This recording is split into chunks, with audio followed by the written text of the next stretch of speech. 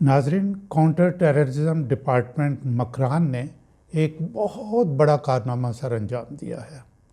Department نے ایک بہت بڑا دہشت گرد پکڑا ہے جس کی عمر 7 سال 7 ایئرس ہے۔ آپ کے ذہن میں یہ سوال ضرور آئے گا کہ اس نے کون سی ایسی ٹیررسٹ ایکٹیویٹی کی تھی؟ جناب، جرم یہ ہے کہ اس نے ایک ہیومن رائٹس ایکٹیویٹیز کی تقریر سوشل میڈیا پر اپلوڈ کی تھی۔ یہ ٹک ٹاک پر تھی اور جو تقریر کرنے والا تھا وہ پہلے ہی وہ گرفتار تھا۔ 7 سالہ بچے نے تقریر اپلوڈ کی اور اعانت جرم میں پکڑا گیا۔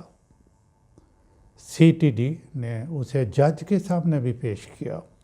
یہ معلوم نہیں ہو سکا کہ جج صاحب نے کیا سزا سنائی۔